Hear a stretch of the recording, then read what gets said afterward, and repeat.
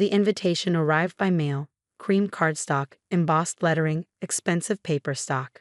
Eleanor Hartwell requests the pleasure of your company at a garden party, Saturday the 15th, 2 o'clock, Thornwood Estate. Thornwood Estate. My property. The 12-acre estate I purchased 3 years ago at auction. Eleanor was my older sister. She lived in the main house with her husband, Douglas, and their 2 teenage daughters. They'd moved in 4 years ago, after she'd called me crying about their rental situation. The landlord is selling. We have 60 days to find something. Everything in our price range is terrible. The girls would have to change schools. Douglas would have a brutal commute. We're desperate. Move into Thornwood, I'd said. It's just sitting empty. I'd bought the estate as an investment. A distressed sale, the former owner's bankruptcy. 12 acres, historic main house, cottage, gardens, pond. It needed work, but it had good bones and incredible potential. I planned to renovate and flip it, but Eleanor needed it. So I let her move in temporarily. Just until we get back on our feet, she'd said. Maybe 6 months. 4 years later, she was still there, hosting garden parties on my 12 acres. I never asked her to leave. Never mentioned rent. I just let her family live there while I continued paying the mortgage, property taxes, insurance, and maintenance costs. Eleanor assumed the estate had belonged to our late mother's side of the family somehow. I never corrected her. She'd never asked directly. The invitation specified garden attire. I wore a sundress from Target and sandals, drove my practical sedan through the gates I'd had repaired 2 years ago. The circular drive was full of expensive cars. The gardens looked immaculate. I'd paid for the landscaper who'd restored them. A catering tent stood on the south lawn. White-clothed tables were arranged under the oak trees I'd had professionally treated. A string quartet played near the fountain I'd had restored. About 40 guests milled around in designer dresses and linen suits. Eleanor stood near the rose garden, holding court. She wore cream silk, pearls at her throat, playing lady of the manor. On my manor. I walked across the lawn. Several guests glanced at me, then away. My Target sundress apparently didn't meet the dress code. Diana, Eleanor said when she saw me. Her smile was tight. You came. You invited me. Yes, well, I thought you'd understand it was more of a courtesy invitation, given the guest list. Douglas appeared beside her, drink in hand. Diana, didn't expect to see you here. It's a garden party. I like gardens. Eleanor laughed, the sound artificial. Of course you do, though I imagine the gardens you're used to are quite different from Thornwood's. A woman in expensive jewelry joined us. Eleanor, darling, your estate is absolutely stunning. You must have put so much work into it. Oh, it's been a labor of love, Eleanor said.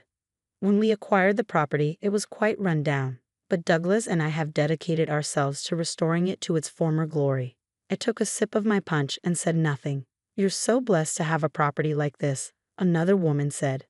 The history, the grounds, it must be worth a fortune.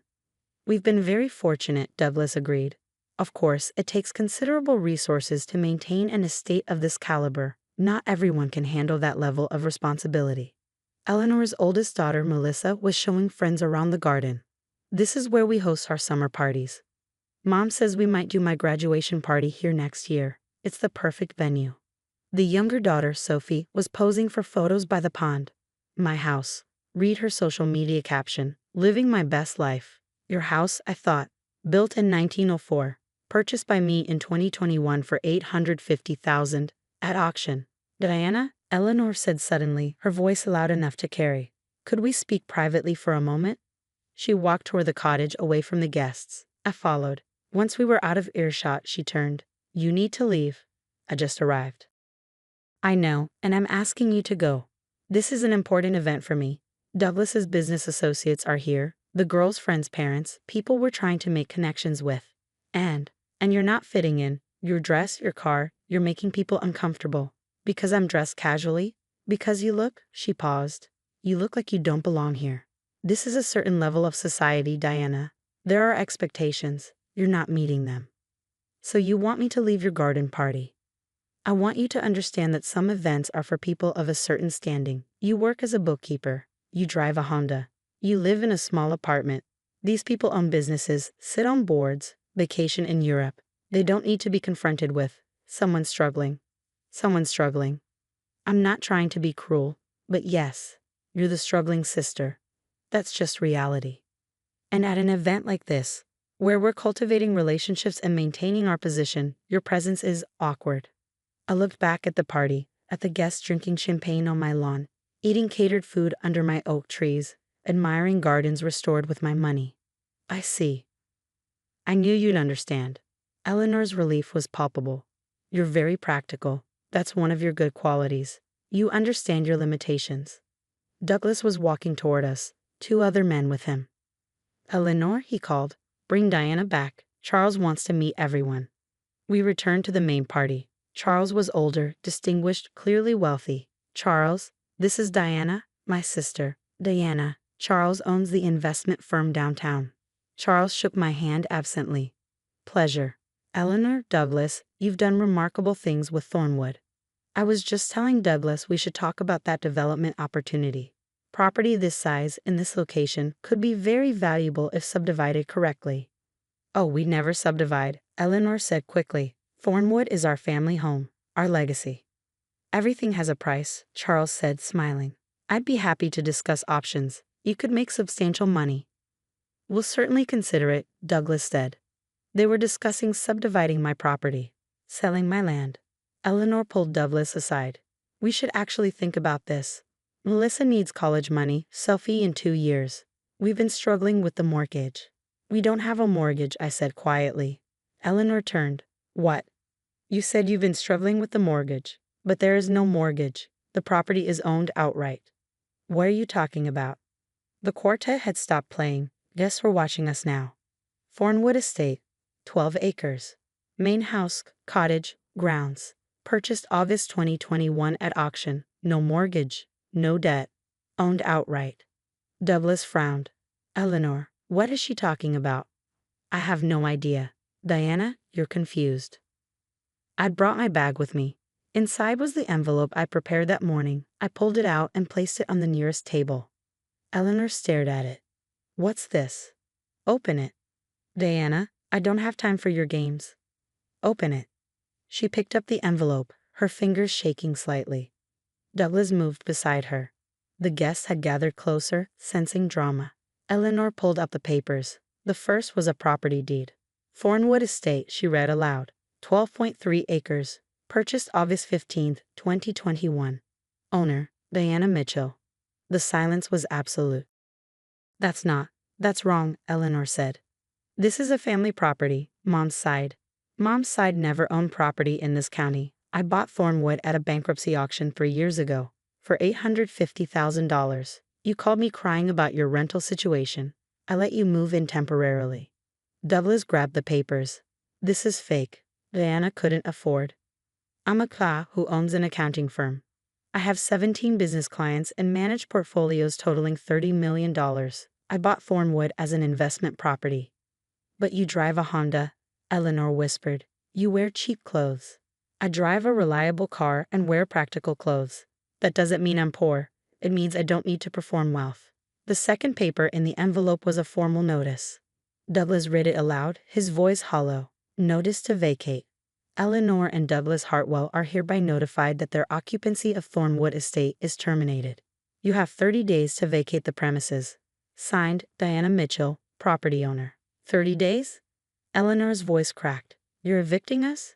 You just asked me to leave because poor people aren't welcome at your garden party. I'm simply extending the same courtesy. Poor people aren't welcome at my estate either. We're not poor. According to you, I am. You said I'm the struggling sister, that I don't fit in, that my presence is awkward at events of a certain level. So I'm maintaining standards. This is my property. You're living here rent-free while claiming it as yours. You're not meeting expectations. Melissa was crying. Sophie's face was bright red. The guests stood frozen, drinks in hand. You can't do this, Douglas said. We have rights. We've been living here for years. 4 years. Without a lease. Without paying rent. At my generosity. Which you repay by hosting parties where you pretend to own my property and asking me to leave because I embarrass you. Charles, the investor, was studying the deed. This is legitimate. Properly recorded. She does own it. Diana, please, Eleanor said. We can talk about this. I'm sorry about what I said. I didn't mean. You meant it. You believe I'm beneath you. You believe I don't belong among your important friends. You've been teaching your daughters the same thing. Selfie posts photos captioned my house. Melissa talks about hosting her graduation here. They think they own Thornwood because you've told them they do. We'll pay rent, Douglas said desperately. Back rent. Whatever you want. 4 years of fair market rent for a 12-acre estate with a 6-bedroom house? That would be approximately $12,000 per month. 48 months. $576,000. Plus property taxes, insurance, and maintenance I've covered. Call it $700,000 total. His face went gray. Or, I continued, you can vacate in 30 days as requested. I'll eat the costs as the price of learning who my family really is. Eleanor was crying now. Real tears, mascara running. Where will we go? The girls' school, Douglas's work, our friends. Your friends who just watched you humiliate your sister. Those friends? I looked at the gathered guests. How many of you nodded when Eleanor said poor people aren't welcome here? Show of hands? No one moved. That's what I thought. You all agreed with her. Agreed that someone like me doesn't belong at Thornwood. Well, congratulations. You're right. I don't belong at your garden party, because this is my estate, and none of you are welcome here anymore. I turned to Eleanor. You have 30 days. The cottage is available for 2 weeks if you need staging time. After that, I'm changing all the locks and alarm codes. Any belongings left will be considered abandoned. Diana, please. You said I understand my limitations. You were right. My limitation is that I can't keep supporting people who think I'm an embarrassment, who use my property while looking down on me, who teach their children that wealth is measured in designer clothes and expensive cars rather than actual assets. I pulled out one more paper from the envelope. This is the expense breakdown, the monthly cost of maintaining Thornwood. Property taxes, insurance, utilities for a house this size, landscaping, repairs. I've been paying this while you host garden parties and tell people you own the estate. Eleanor looked at the numbers. $15,000 a month? On average. Some months more with emergency repairs, like when the roof leaked last winter. That was $28,000. You remember. You called it rustic charm. Douglas had sat down heavily on one of my catered chairs. We thought the family trust. There is no family trust. There's me, working 70 hours a week running my firm, living modestly so I could help my sister, buying a distressed property as an investment, being generous when you needed a place to live, and getting repaid with garden party evictions because I embarrassed you. The guests were leaving now, quietly gathering their things, avoiding eye contact. The sophisticated garden party was dissolving into awkward silence. Melissa approached me. Aunt Diana, I didn't know. Mom said, she told us you were struggling, that we needed to help you by not making you feel bad about your situation. My situation? That you couldn't afford nice things, that we should be grateful for what we have and not make you feel worse by comparison. I looked at Eleanor. You told your daughters that? Eleanor couldn't meet my eyes. I'm not struggling, Melissa. I own this estate. I own my firm. I have 7 figures in investments. I live in a small apartment because I don't need space and don't want maintenance. I drive a Honda because it's reliable and I don't care about impressing people. Those are choices, not limitations. The catering staff was packing up. The quartet had left. The beautiful garden party was ending in disaster. 30 days, I said again. My lawyer will be in touch about the formal process. You can contest it if you want, but the deed is clear. The property is mine, and poor people aren't welcome here. I walked back to my practical Honda. In the rearview mirror, I could see Eleanor standing on the lawn, surrounded by the ruins of her garden party, playing Lady of the Manor on someone else's estate. Not anymore. I drove away from Thornwood, my 12-acre investment property, my $850,000 purchase, my restored gardens, repaired fountain, and treated oak trees.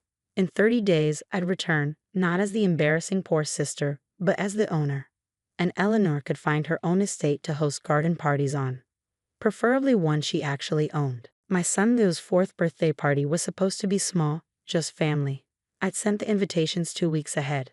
My condo wasn't huge, but it had space for the people who mattered. Mom, my sister Vanessa, and her 3 kids, my brother Kyle.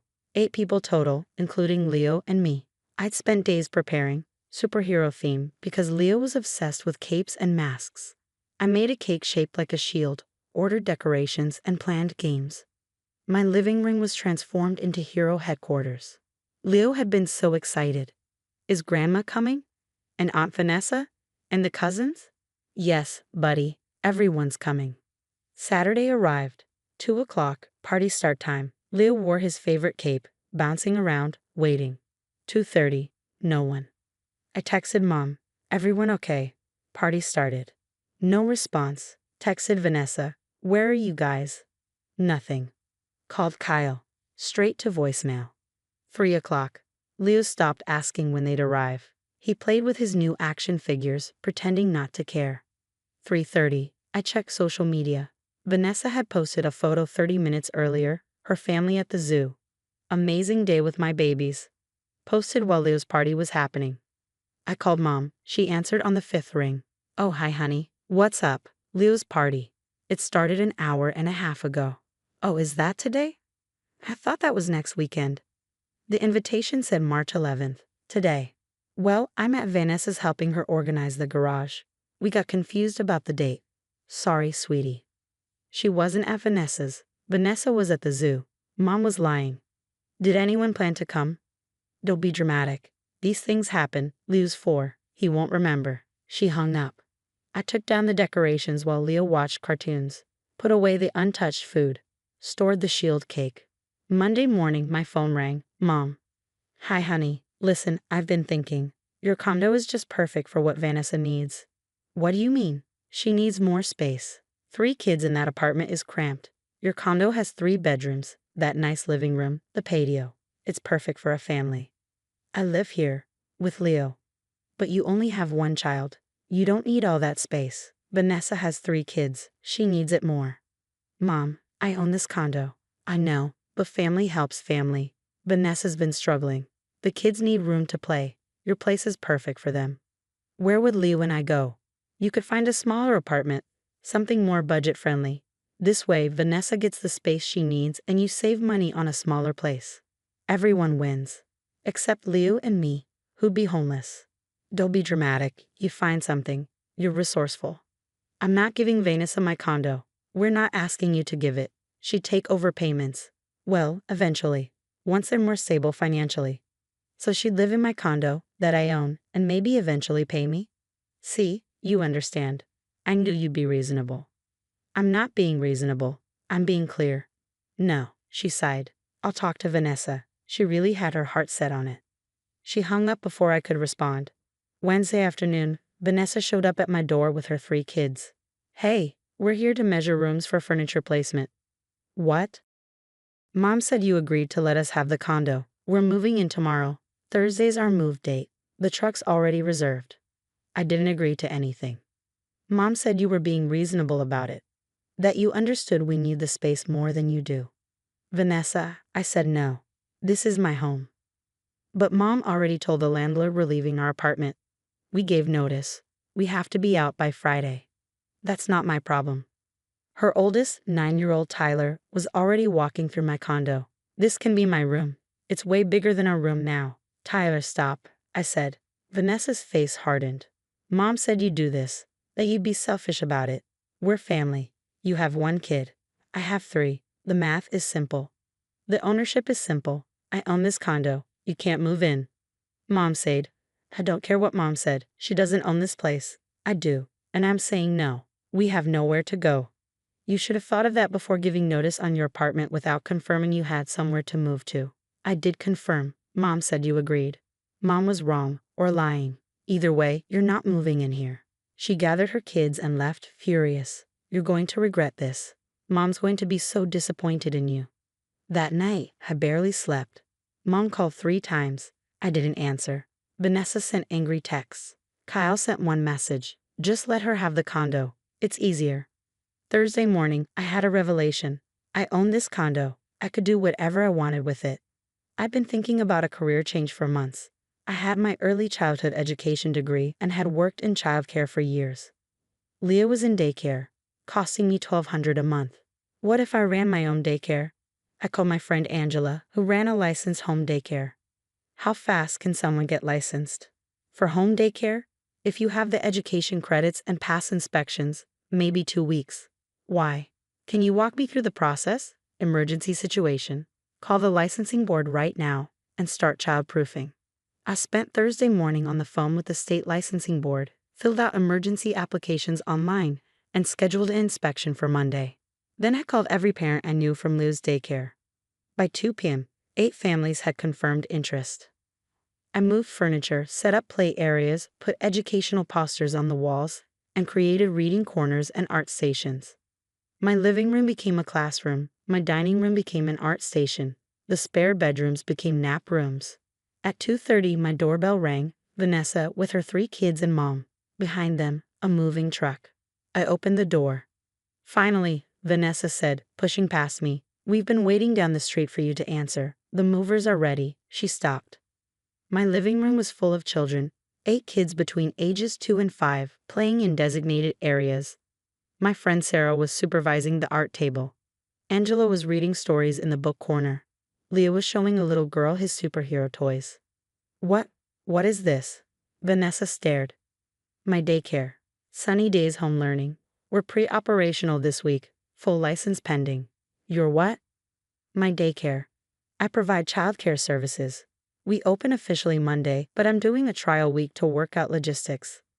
Mom had pushed in behind Vanessa. "What are you talking about? Where's your furniture?" I converted it. "This is a learning center now. The couch is in storage. The tab's gone. This is an educational space. You can't just turn your condo into a daycare." "Actually, I can. The whole allows licensed home businesses. I filed the paperwork yesterday. State inspection is Monday." A parent arrived to pick up her daughter. "Hi, you must be Amanda. Stacy said you're opening a daycare. This space is perfect. Is there still room in the 3-year-old group?" "Yes, we have 2 spots left. Let me grab an enrollment form." The parent came in, looking around approvingly. "This is wonderful. So much better than the corporate place Sophie was in before." Vanessa was still standing in the doorway. "You did this because we were moving in today." "I did this because I wanted to run a daycare. Thursday just happened to be good timing." "You did this to keep us out." "I did this to use my space for something productive. You wanted it for your kids. Now it serves kids, just not yours." Tyler was watching the other children play. "Mom, can we stay? They have the good art supplies." "No, we're leaving." Vanessa turned to me. "Where are we supposed to go?" "The movers are here. Our apartment is empty." Mom said you'd. Mom was wrong, again. "You have 3 options. Find another place today, stay with Mom, or see if your landlord will cancel your notice. But you're not staying here." "This is insane." Another parent arrived for pickup. "Oh, is this the new daycare? I heard from Bethany you were starting up." "My son needs care starting next month." "Do you have infant spaces?" "Not yet, but I'm considering expanding to infants by summer. Leave your information and I'll call you when I have details." The parent came in, stepping around Vanessa. Her son ran to join the other kids. Mom was on her phone. "This is ridiculous. I'm calling the whole." "Go ahead." I filed all the proper paperwork. Home-based childcare businesses are permitted with licensing. "But you just decided this." "Actually, I've been considering it for months. Your attempt to take my condo just accelerated the timeline. You're being spiteful." "I'm being practical. I have an early childhood education degree, 10 years of childcare experience, and Leo needs care anyway. This makes financial sense." "You're doing this to hurt Vanessa." "I'm doing this to protect my home and create a business. If that hurts Vanessa's plan to take over my condo without my permission, that's her problem." Leo brought over a drawing. "Mommy, look. I made this with my new friend Jake." "That's beautiful, buddy." "Is this our house now, with all the kids?" "Yes. This is our home and our school. Do you like it?" "I love it. Can my cousins come play?" Vanessa flinched. "If they enroll, sure. But right now, we're at capacity." The moving truck honked. The driver came to the door. "Ma'am? We're on the clock. Are we moving stuff in or not?" Vanessa looked at the daycare, the children, the parents. "No, we're not moving in." "You sure? I've got a full truck here." "There's nowhere to put it. The place is full of children." Mom was crying now. "How could you do this to your sister? How could you give away my home without asking me? How could you miss Leo's birthday? How could you think Vanessa deserved my space more than we do? She has 3 children. And now 8 children use this space every day. Plus Leo. 9 kids benefit from this condo instead of 3. The math works better now." Another parent arrived. "Amanda? I'm Karen. We spoke this morning. I brought the enrollment forms. Where do I sign? I took her inside, stepping around my family. Karen looked around. This is even better than you described. The play areas are so well organized. And the reading corner. My daughter will love this. We focus on play-based learning with structured activities. Lots of outdoor time on the patio, music, art, early literacy skills. Perfect. Can she start Monday? Absolutely. Vanessa was still in the doorway. The movers had left. Tyler was crying because he wanted to stay and play. Mom was on the phone with someone, probably complaining. Sarah brought me enrollment forms from 3 more parents who'd stopped by after seeing cars outside. You're full for Monday, she said. Want me to start a waiting list? Yes, and let's look at expanding to 5 days a week. We might need another teacher. I know someone. She's certified and looking for work. Mom hung up. The HOA says you can't do this without proper permits. I have permits. Filed yesterday, approved this morning. Emergency processing because I have my credentials and the space meets all requirements. There's no way. I called in favors, had my inspection moved up, paid expedite fees. It's legal. But what about us? Vanessa's voice was small now. What about you? Where do we go? That's not my problem. You gave notice on your apartment without confirming you had anywhere to go. You showed up with a moving truck to take over my home. You missed Lou's birthday party and didn't even apologize. You don't get to make your problems my problems. We're family. Family doesn't ghost a 4-year-old's birthday party. Family doesn't try to steal homes. Family doesn't assume they deserve someone else's space just because they want it. Tyler had sat down with the other kids. He was playing with blocks, happy. Tyler, come on, Vanessa called. But Mom, I want to stay. We're leaving. But this is Aunt Amanda's house. Can't we visit? No. I crouched down to Tyler's level. You can visit Leo on weekends if your mom says it's okay. But during the week, this is a school. Only enrolled kids come here. Can I enroll? Vanessa grabbed his hand. No, we're leaving. She dragged all 3 kids out. Tyler cried the whole way to the car. Mom stayed behind. This isn't over. Yes, it is. I have a business to run, 8 families depending on me, and a license to maintain. I don't have time for your drama. You're going to regret this. The only thing I regret is not doing this sooner. She left. Sarah locked the door behind her. That was intense. That was necessary. Think they'll be back? Probably. But now I have legal protection. This is a licensed business. They can't just take it. Angela was cleaning up the art supplies. You really did all this in one day? I really did. Because your sister was stealing your condo. Because my family thought they could take my home after ghosting my son's birthday. They reminded me I needed to protect what's mine. Leo climbed into my lap. Mommy, I like having friends here every day. Me too, buddy. Is Grandma mad? Grandma will get over it. Are the cousins mad? They'll be okay. Good, because I like our new schoolhouse. Our new schoolhouse. Our protected space. Our home that my family couldn't take. Monday morning, the state inspector came, passed us with perfect marks. Official license issued Tuesday. By Wednesday, I had a waiting list of 15 families. Thursday, 1 week after Vanessa's failed moving day, I posted on social media. Sunny Days Home Learning officially open, providing quality childcare in a home environment. Limited spots available.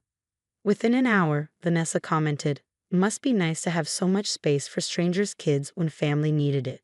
I deleted the comment. Another parent commented, "Best decision we made. Our daughter loves it here." 3 more families requested information. Vanessa never found out that on Lou's birthday, while they were at the zoo, I'd already been researching daycare licensing. Her attempted takeover just accelerated my timeline. She wanted my condo for her kids. Now, kids learned, played, and thrived here every day. Just not hers. And the timing really was perfect. The invitations went out 3 weeks before, simple cards with trains on them because my son, Oliver, was obsessed with trains. Oliver's 3rd birthday party. Saturday, June 10th, 2 p.m. Riverside Park, pizza and cake to follow. I'd sent them to everyone, Mom and Dad, my sister Jennifer and her husband, my brother Marcus, Mom's sister Aunt Linda, and Dad's brother Uncle Frank. 12 invitations in total. Oliver had helped me stuff the envelopes, his small hands careful with the stamps. "Grandma coming?" he'd asked. "Yes, sweetie. Grandma and Grandpa and everyone." Everyone? Everyone who loves you. The party was at the park pavilion I'd reserved 2 months in advance. I paid the $50 deposit, ordered the train-themed decorations, and bought supplies for 12 kids and 15 adults. Oliver had invited 4 friends from daycare, and their parents had all confirmed. I'd ordered a custom cake shaped like a train engine, spent hours preparing pizza toppings, fruit trays, and vegetable platters, and made goodie bags with train whistles and coloring books. I'm a single mom. Oliver's father left when I was 4 months pregnant. I work as a systems analyst for a tech company, decent salary, good benefits, I manage. What I don't talk about is how I also manage my family's finances. It started 5 years ago when Dad called, panicking about mortgage foreclosure. I wired $15,800. Then Mom needed a new car.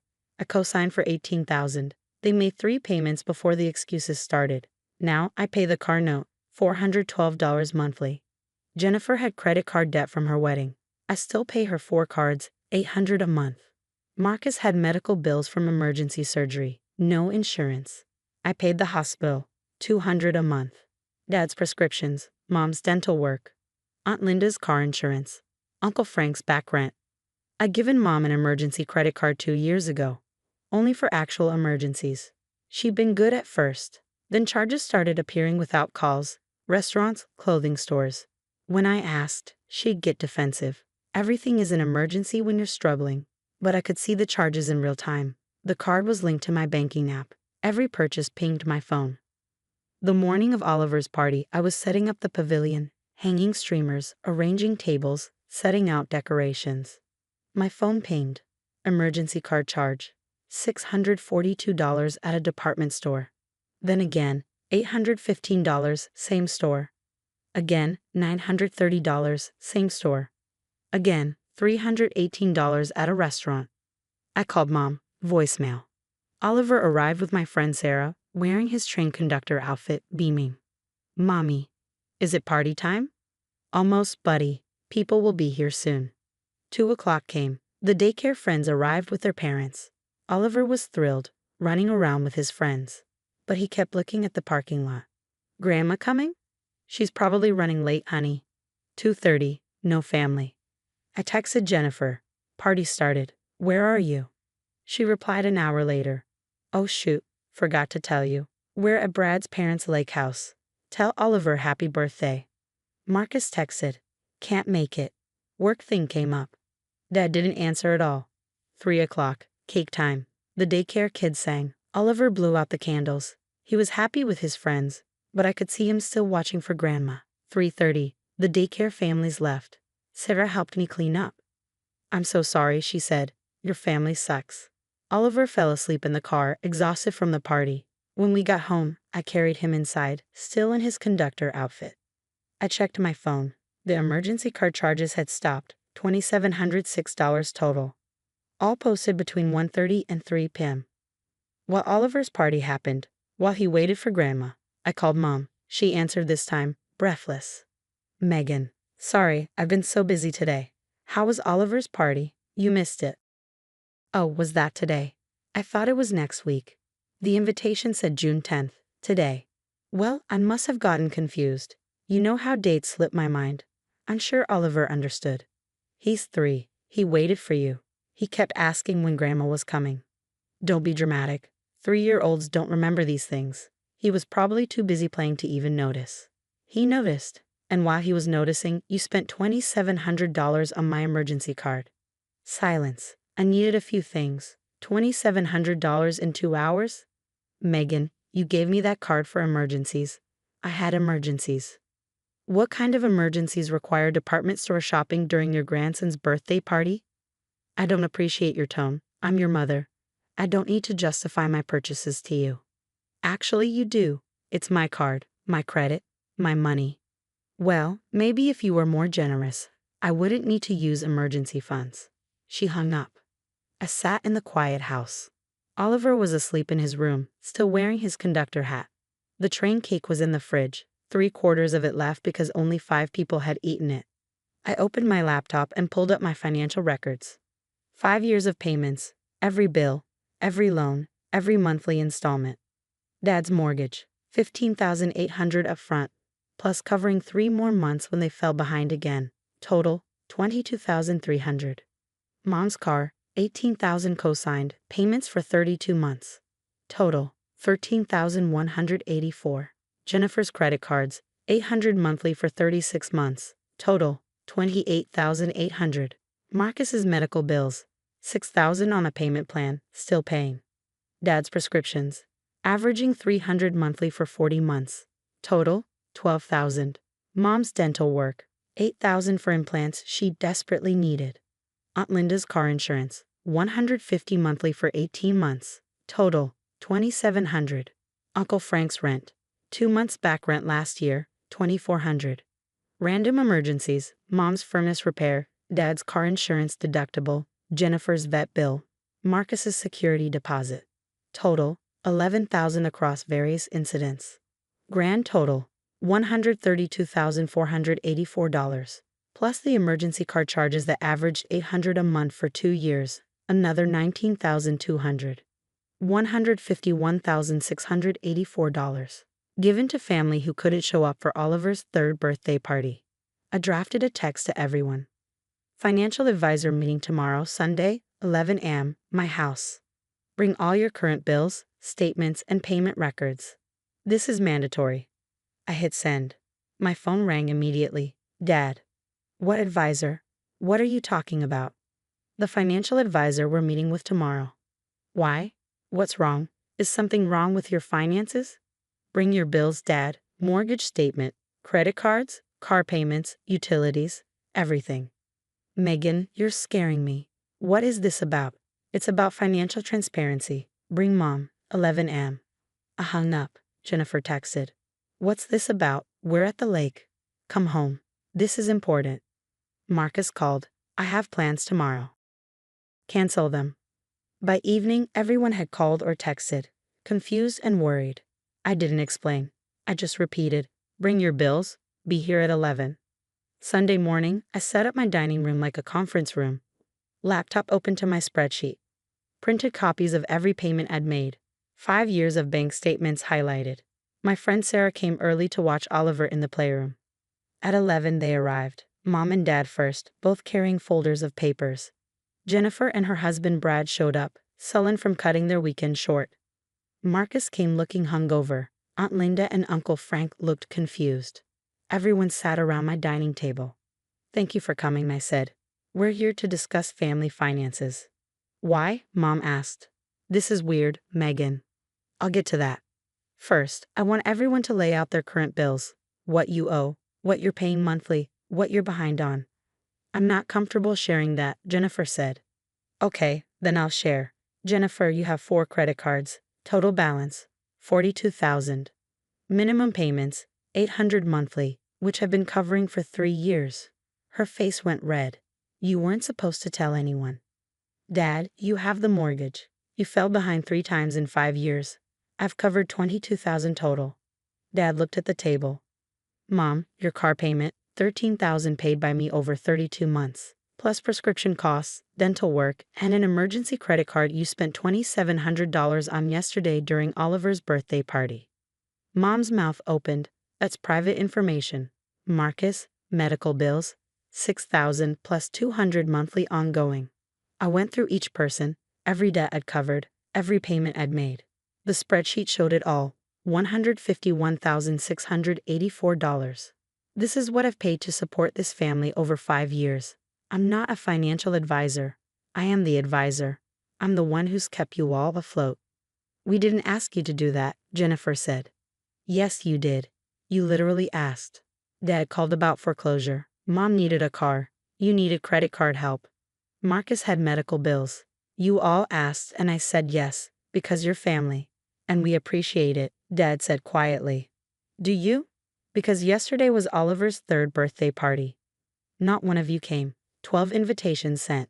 0 family members showed up. Silence. Mom, you spent $2,700 shopping while your grandson waited for you at his party.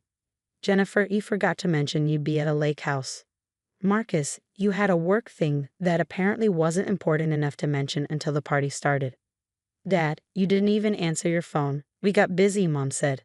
Things happen. Things happen. That's your response? Your 3-year-old grandson had a birthday party, and things happened. Kids don't remember parties at that age, Mom insisted. I remember. I remember watching Oliver look at the parking lot every 5 minutes, asking when Grandma was coming. I remember telling him you were probably running late. I remember him blowing out candles, wishing his family was there. You're being manipulative, Jennifer said, using Oliver to make us feel guilty. I'm stating facts. I've given you $150,000. You couldn't give Oliver 2 hours. So what now? Marcus asked. You want us to pay you back? We don't have that kind of money. I know you don't. That's why I've been paying your bills. But as of today, that stops. You can't just cut us off, Mom said. We depend on that support. The same way Oliver depended on his family to show up for his birthday. That's different. It's not different. It's priorities. You all prioritize what matters to you. Yesterday made it clear that Oliver and I don't matter. I pulled out copies of the spreadsheet and handed them around. This shows what I've paid for each of you. Consider it a gift, a $150,000 gift to my family. But the bank is closed. No more mortgage help. No more car payments. No more credit card coverage. The emergency card is canceled as of this morning. Megan, please, Dad said. The mortgage. Call your bank. Work out a payment plan. Refinance. Do whatever people do when they can't afford their house. You're being cruel, Mom said.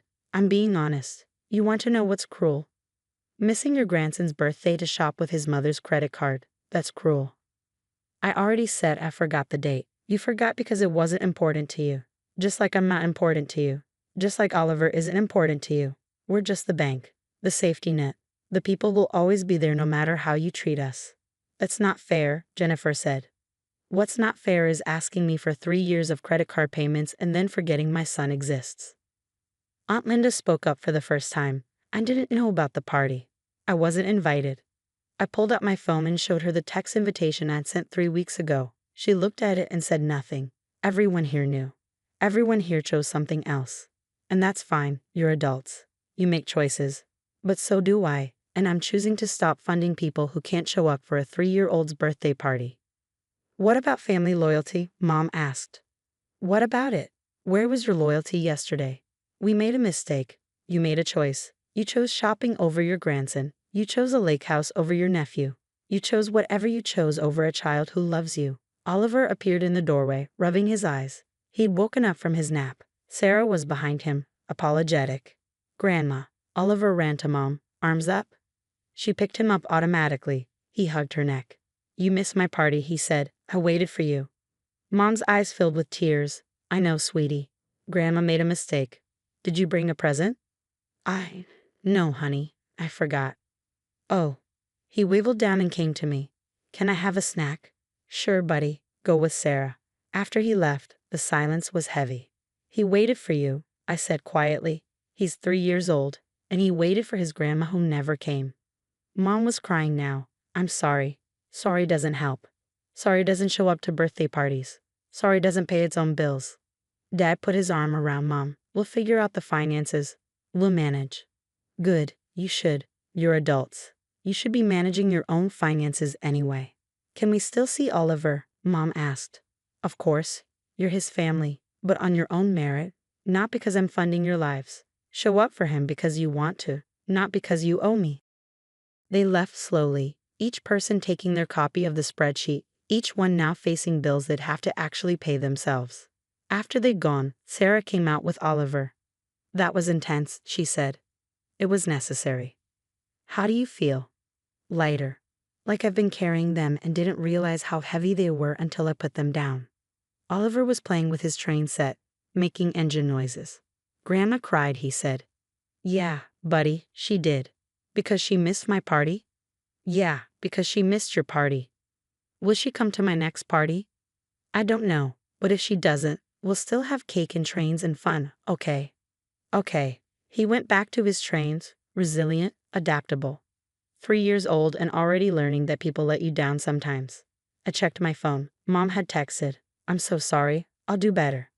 Jennifer. This is really unfair, but I guess I understand. Marcus. Can we talk about the medical bills payment plan? Dad. We love you and Oliver. We'll figure this out. I didn't respond. Not yet. The emergency card was canceled. The automatic payments stopped. The bank was closed. My family would figure out their finances, or they wouldn't. But Oliver's 4th birthday party invitations would go out next year, and we'd see who showed up. $150,000 had taught me that love isn't measured in payments. It's measured in showing up. And yesterday, nobody showed up.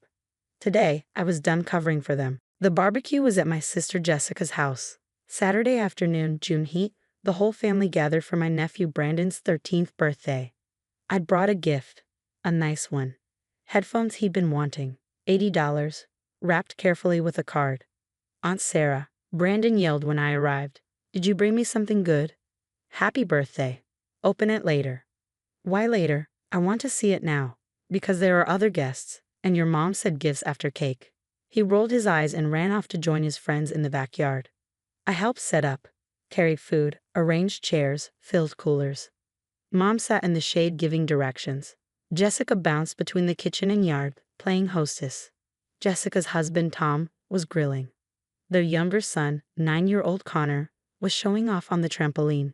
Brandon and his 3 friends were by the pool, loud and wild, the way teenage boys are. I'd worn nice clothes, a light blue blouse, white pants.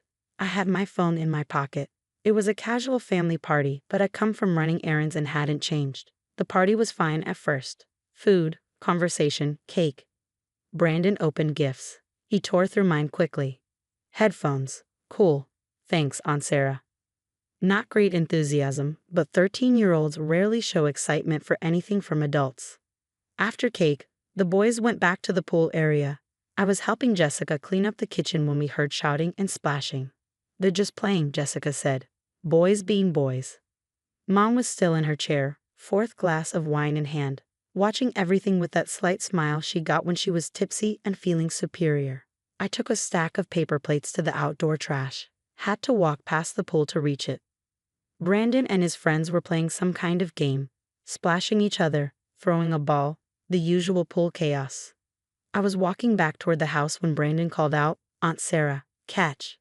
I turned. He was holding a large plastic cup, the red kind, a solo cup, filled with pool water. Before I could react, he threw it. Not tossed. Not accidentally spilled. Threw the contents directly at me. The water hit my chest, my face, my hair. Cold pool water, probably chlorinated, definitely dirty from teenage boys playing in it all afternoon.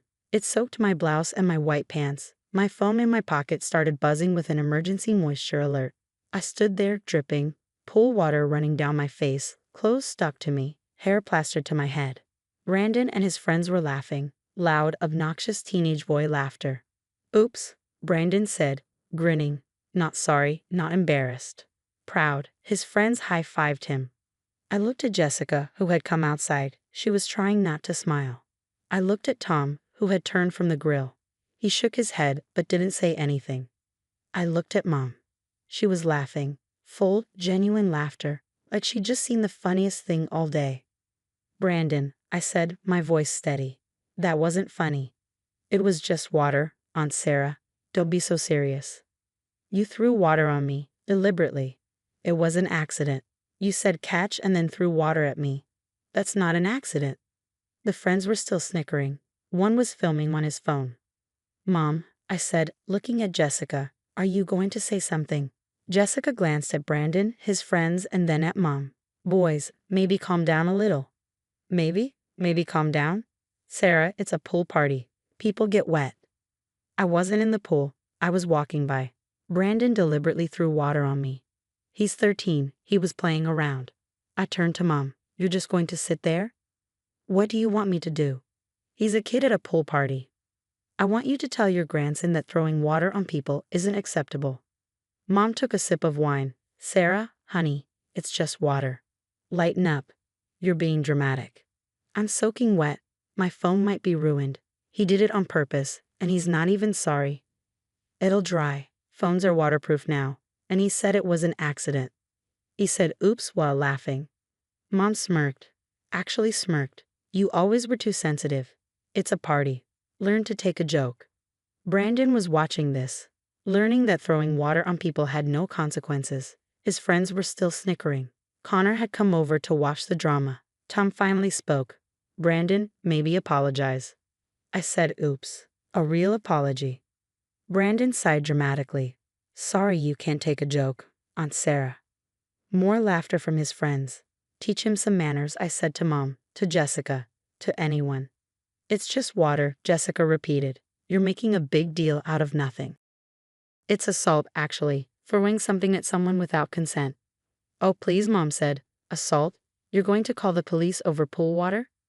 I'm saying that teaching your grandson he can throw things at people and face no consequences is bad parenting. Don't tell me how to parent, Jessica snapped. Don't throw water on me, I snapped back. I walked to my car, dripping. My white pants now see-through, my blue blouse stuck to me, my hair dripping down my back. Nobody apologized. Nobody followed me. Nobody said Brandon was wrong.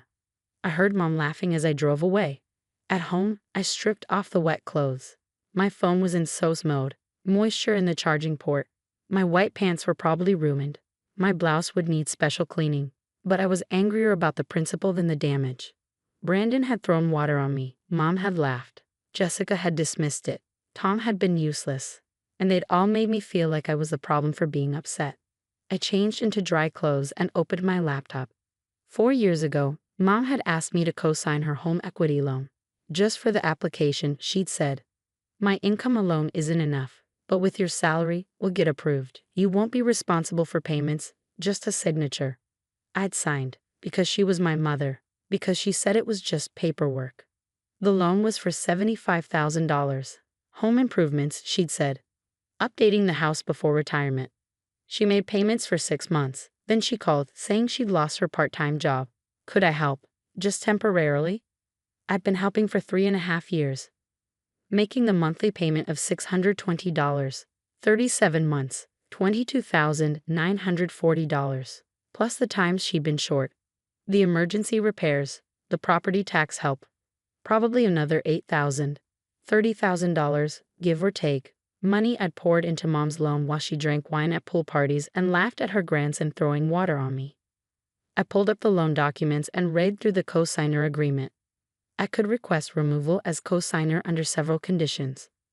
One was if I no longer wished to guarantee the debt. Another was if I had reason to believe the primary borrower was not acting in good faith. I drafted an email to the loan officer, Marcus Webb, who had handled the original loan. Mr. Webb, I am writing to request immediate removal as co-signer on loan account ending in 7392. As co-signer, I have been making payments for 37 months while the primary borrower has not met her obligations. I no longer wish to guarantee this debt. Please process my removal and notify the primary borrower that she will need to refinance in her name only or establish a payment history sufficient to continue the loan without a co-signer. Sincerely, Sarah Mitchell. I hit send. Then I set up a call for Monday morning. That evening, Jessica texted, "You really left in a huff over some water?" I didn't respond.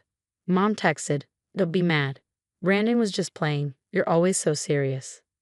I didn't respond. Brandon's friend posted the video on social media, me getting drenched, Brandon saying, "Oops," everyone laughing.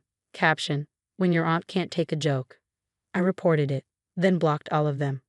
Monday morning at 9, I called Marcus Webb. "Ms. Mitchell, I got your email. I need to inform you that removing a co-signer isn't immediate. There's a process." I understand. I want to start that process. The primary borrower will need to qualify for the loan on her own income, refinance with a different co-signer, or pay off the loan. How long does she have? We'll send notification immediately. She'll have 30 days to respond with a plan. If she can't qualify independently, she'll need to refinance elsewhere or sell the property to pay off the loan. And the payments I've been making? Those will need to continue until she's removed from the loan or establishes independent payment history, unless you stop paying, in which case the loan goes into default. If it goes into default, we pursue both of you for the balance, but as co-signer, you'd have recourse to sue the primary borrower for any amounts you paid. I want to stop being legally tied to this loan. Understood. I'll process the request today. Your mother will receive notification by Wednesday. Thank you. Wednesday afternoon, Mom called. I let it go to voicemail. "Sarah, I got a letter from the bank. Call me immediately." Jessica called. "What did you do?" "Mom is freaking out about some loan thing." I didn't answer. Tom called. "Sarah, can we talk? Mom says you're trying to take her house." I texted back, "I'm removing myself as co-signer on a loan I've been paying for 3 years. She can handle it herself now. Mom called again. Sarah, you can't do this. I can't afford the loan without you. They'll take my house. I answered, hello, Mom. What did you do? I requested removal as cosigner. Why would you do that? Because I've been paying your loan for 3 years and you laughed when your grandson threw water on me. This is about the pool water? You're going to destroy my financial life over pool water? This is about respect, something you didn't show me on Saturday. He's a 13-year-old boy. Boys are stupid at that age. And where do they learn to be stupid? From adults who laugh when they throw water on people. From grandmothers who think it's funny. From mothers who say, it's just water, lighten up. I was tipsy. You were watching. You saw him throw water on me. You heard me ask you to teach him manners. And you smirked and told me to lighten up. I didn't think you'd take it so seriously. I take $30,000 seriously. That's what I've paid on your loan while you drank wine and laughed at me being humiliated. Silence. 30,000. 37 months of payments, plus the extras, the emergency repairs you needed, the property tax help. I didn't ask you to pay that much. You asked me to help temporarily, 3.5 years ago. I helped because you're my mother. And you repaid that by laughing when your grandson assaulted me. Assaulted is a strong word. He threw water on me, without my consent, while filming it, then posted it online. That's assault and potentially harassment. But you thought it was hilarious. What do you want? An apology? I don't want anything. That's why I'm removing myself from your loan. You can handle your own financial obligations from now on. I can't afford it without you. My income isn't enough. Then you shouldn't have laughed at me, shouldn't have told me to lighten up, shouldn't have taught your grandson that disrespecting his aunt is acceptable. Sarah, please, I'll talk to Brandon. I'll make him apologize. I don't want his apology. It's 3 days too late and only happening because you need something from me. What about my house? What about my dignity? What about being treated with basic respect? What about not being laughed at when someone throws water on me? It was just water. And this is just a cosigner removal. See how minimizing works? She started crying. You're doing this to punish me. I'm doing this to protect myself from people who think I'm an am they can disrespect. You wanted me to lighten up about water. Now you can lighten up about losing your cosigner. I'll lose my house. Then you'll refinance or sell or figure it out. Like I had to figure out how to get home dripping wet while everyone laughed. That's completely different, is it? You think your house is important, but my dignity isn't. I think they're both important, and I'm choosing to protect mine. I hung up. Jessica called an hour later. Mom's a mess. Can't you just sign whatever she needs? No, she'll lose her house. She'll refinance or establish payment history or adjust her lifestyle. Adults figure these things out. You're being cruel. I'm being clear. I'm done funding people who don't respect me. Over water. Over years of being treated like an am with no feelings. Saturday was just the moment I realized I deserved better. Tom called that evening. The bank says she needs to prove income, get a different cosigner, or refinance by the end of the month. Sounds right. She can't do any of those things. That's unfortunate. Sarah, come on, she's your mother. She's also the woman who laughed when her grandson threw water on me and told me to lighten up when I asked her to correct him. He's a kid, and I'm her daughter, the one who's been paying her bills, who deserved better than being laughed at while dripping wet. So you're taking her house? I'm removing myself from financial responsibility for someone who showed zero responsibility toward me. 30 days later, Mom refinanced with a private lender at a higher interest rate. Her payments went from $620 to $915 a month. Jessica co-signed the new loan. I heard later that Jessica was helping with payments now. That Mom had to cut back on expenses, that Brandon had been made to delete the video, and never got an apology. But I did get something better. Freedom from funding people who thought I was a punchline. And the knowledge that just water cost Mom $300 more every month in loan payments. Sometimes the joke is on them. And this time, I wasn't laughing. I was dry. Sunday dinner at Mom's house was mandatory. Every week, same time, same expectation. My sister Lauren hosted now that Mom had moved into the small apartment attached to Lauren's house. I arrived with my 6-year-old son Daniel at 5:30. Lauren's husband, Greg, was grilling. Their 3 kids were running around the yard. Mom sat on the patio with her wine, directing everything as usual. You're late, Lauren said when we walked in. Traffic. It's Sunday. There's no traffic. Daniel squeezed my hand. He never liked these dinners, too loud, too chaotic, and his cousins ignored him. Go play, I told him gently. He wandered toward the yard where Lauren's kids were kicking a soccer ball. I helped carry food to the outdoor table, grilled chicken, sides Lauren had picked up from the deli, store-bought rolls. Simple, easy, the kind of dinner that looked effortful wasn't. How's work? Mom asked me. Busy? Good. Still at the hospital? Yes, still managing the billing department. That's nice. Stable. She made stable sound boring. Greg brought the chicken over. Everyone hungry? The kids came running. Lauren's oldest 12-year-old Connor pushed past Daniel to get to the table first. Her twins, both 9, climbed over each other for seats. Daniel stood back waiting. Always polite, always patient, always overlooked. Daniel, sit, I said, pointing to the chair next to me. Connor snorted. Why does he get to sit by the adults? Because I'm his mother and I said so. He should sit at the kids' end. That's where he belongs. Lauren was plating chicken. Connor, don't be rude. But she was smiling. That little smile that said she agreed but wouldn't say it out loud. We ate. The twins talked over each other about school. Connor complained about his math teacher. Greg discussed a promotion opportunity. Mom praised Lauren's hosting skills. Daniel ate quietly beside me, cutting his chicken into small pieces. How's school, Daniel? Mom asked, remembering he existed. Good, I like reading. Reading's important, she said, already turning back to Lauren. So the promotion. Conversation moved on. Daniel went back to being invisible. After dinner, the kids went back outside. I started clearing plates. Leave those, Lauren said. Greg will get them later. I don't mind. I said leave them. I sat back down. Mom refilled her wine. Lauren checked her phone. Greg excused himself to watch sports. Through the window, I could see the kids playing. Connor had the soccer ball. The twins chased him. Daniel stood on the edge of the grass, watching. Connor kicked the ball hard. It bounced off the fence near Daniel. Get that! Connor yelled. Daniel picked up the ball and threw it back. Connor caught it and threw it to one of the twins. You're supposed to kick it, dummy, Connor said. Don't you know anything? The twins laughed. Daniel's face turned red. He walked back toward the house. Sensitive, Lauren observed. Kids need thicker skin. He's 6. Connor was tougher at 6. Daniel came inside. Mom, can we go? Soon, buddy. I want to go now. We just finished eating. It's rude to leave right away. He sat beside me, pressed against my side. Connor came in for water. He looked at Daniel. Why's he always so weird? Connor, I said sharply. What? He is. He doesn't play right.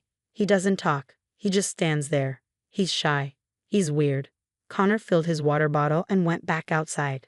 Lauren hadn't corrected him. Mom hadn't said anything. They just sat there, letting a 12-year-old call my son weird. He could be more social, Mom said finally. Might help him make friends. He has friends. Does he? Lauren says Connor's never seen him with anyone at school events. Different grades, different classes. Still, a child should be more outgoing. Maybe some activities, sports, something to toughen him up. Daniel pressed harder against me. He heard every word. He's fine as he is. You're too soft on him, Mom said. Boys need structure, discipline. My generation knew how to raise strong boys. Your generation also thought hitting kids built character. Don't be dramatic. I'm just saying he could use some backbone. I stood up. Daniel, go get your jacket. Already? Lauren asked. It's not even 7. We have things to do. On a Sunday night? Yes. Daniel ran to get his jacket from the hallway. I grabbed my purse. You're being sensitive, Mom said. No one meant anything by it. Connor called him weird twice. He said he needs to toughen up. Lauren called him sensitive. I'd say plenty was meant by it. Boys tease each other. It's normal. Except Connor's your grandson and Daniel's your grandson, and you only defended one of them. Connor appeared in the doorway. He'd been listening. Grandma, is Aunt Claire leaving because of me? No, sweetie, Mom said. Your aunt is just. Connor looked right at me. Then, slowly and deliberately, he mouthed 2 words while pointing at me. Trash belongs outside. The twins had come in behind him. They giggled. Lauren's mouth opened, but she said nothing. Mom's face showed surprise, but not disapproval. Greg was still in the living room, oblivious. Connor smirked. The twins smirked. Lauren looked away. Mom took a sip of wine. No one defended me. No one corrected Connor. No one said that was inappropriate, cruel, or completely unacceptable. They just let a 12-year-old call me trash while my son stood in the hallway holding his jacket. I nodded once. You're right. We should go. I took Daniel's hand and walked out.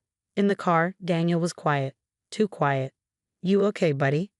Why did Connor say that about you? Because he's 12 and doesn't understand how words hurt.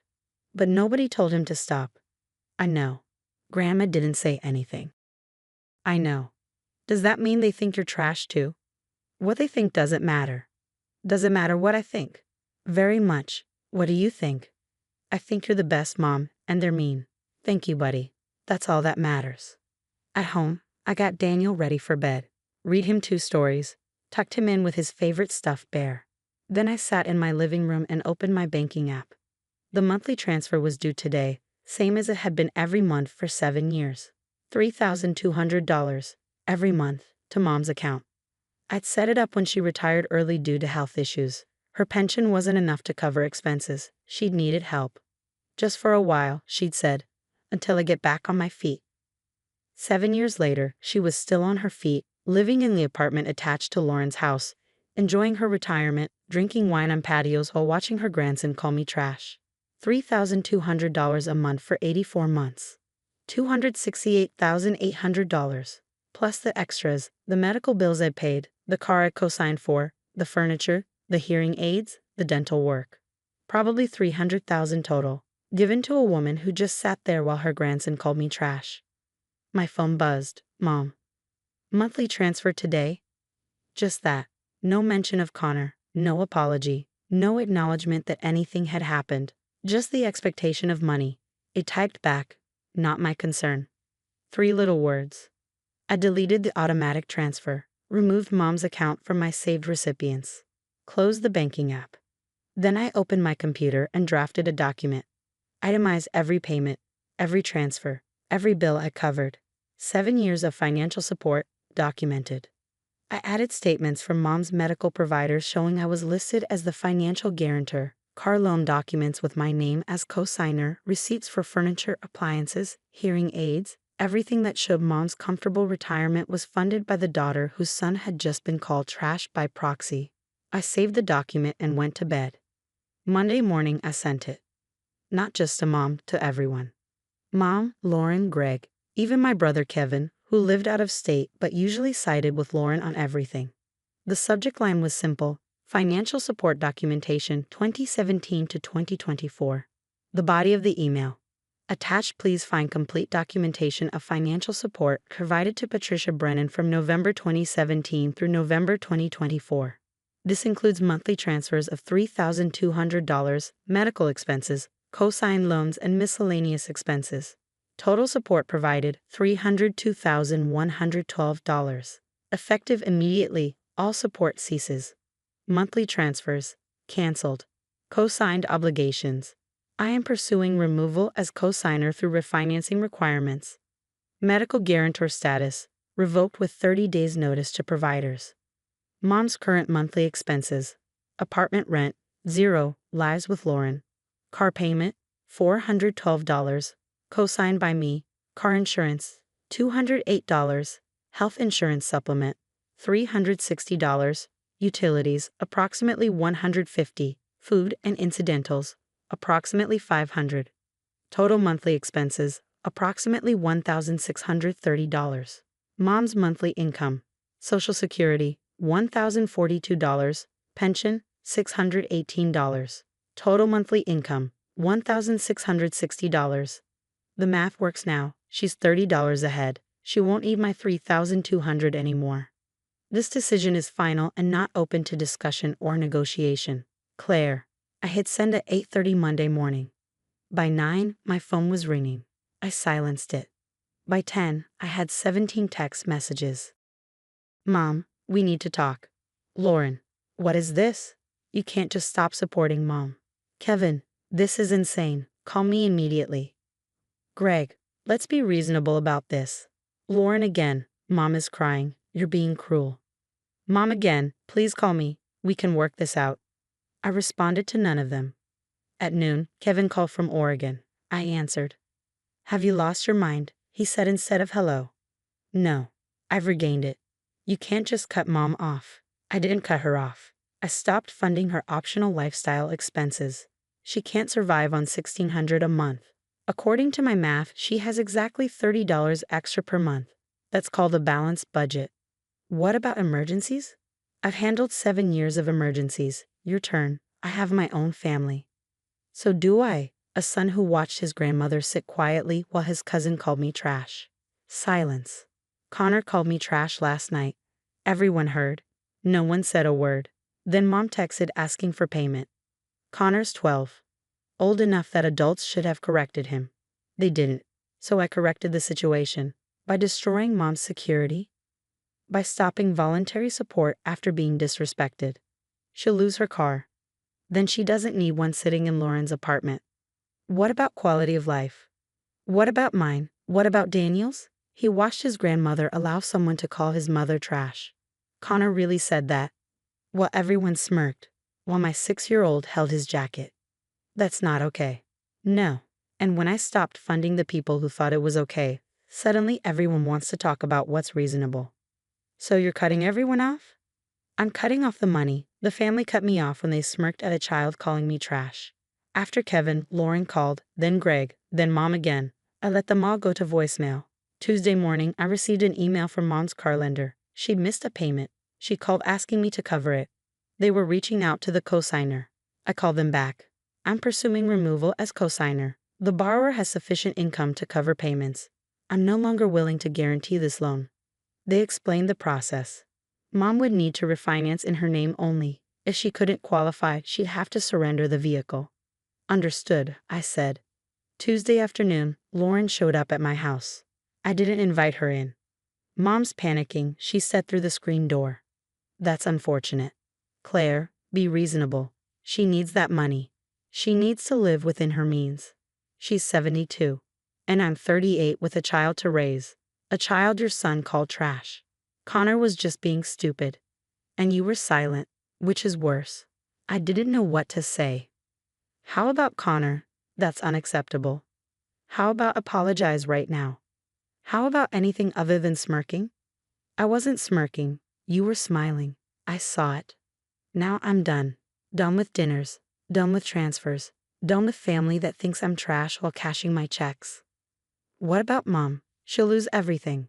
She'll lose the car she barely drives. She'll lose the premium cable package I didn't know I was paying for. She'll lose the wine budget. She'll still have a roof over her head in your apartment. She'll still have food. She'll still have health care. She'll be fine. This is so selfish. This is self-preservation. There's a difference. She left. Wednesday, Mom called from Lauren's phone. I answered. Please, she said. I'm sorry. Connor was wrong. I should have said something. Yes, you should have. But cutting off all support? That's so extreme. Is it? More extreme than watching your grandson call me trash? He didn't call you trash. He said trash belongs outside, while pointing at me. What else does that mean? He's a child. Who learned that behavior from the adults around him. Who learned that Aunt Claire is less than. Who learned it's okay to insult her because she'll keep paying anyway. That's not. I never taught him that. You didn't have to use words. You taught it by never defending me. By always taking Lauren's side. By accepting my money while treating me like an obligation instead of a daughter. I love you. Love isn't about words, Mom. It's about actions. Your actions told me I'm worth $3,000 a month but not worth defending. So now you get neither the money nor the burden of pretending you value me. What can I do to fix this? Nothing. It's not fixable with an apology 7 years too late. It's not fixable with promises to do better. It's done. Please, Claire, I'm your mother. And Dana's your grandson, the one you watched being hurt and said nothing. I'm protecting him now the way you should have protected me then. I hung up. Thursday morning, I took Daniel to school. When I picked him up, he was smiling. Good day, I asked. Really good. I didn't think about Sunday at all. That's wonderful, buddy. Are we still going to Grandma's for dinner? No. No more Sunday dinners. Ever. Not for a while. Good. I didn't like them anyway. Why didn't you tell me? Because you said family was important. I didn't want to make you sad. Family is important, but we get to choose what family means, and it doesn't mean spending time with people who hurt us. Even if they're related, especially if they're related, being family doesn't excuse cruelty. Okay, can we have our own Sunday dinners? Just us. Absolutely. What do you want to eat? Pizza, and we can watch movies, and nobody will call us weird. Perfect. That Sunday, Daniel and I ordered pizza, watched 2 movies, played board games, laughed without worrying about who was listening. No 12-year-olds calling anyone trash. No grandmothers asking for money. No mandatory dinners pretending everything was fine. Just us, just peace, just a family of 2 who actually valued each other. On Monday, the 8th day since I'd stopped the transfer, I checked my phone. No messages from Mom asking for money. She figured out how to live within her means. Trash had taught itself to stay outside. And inside, where it was warm and safe and kind, Daniel and I were finally home.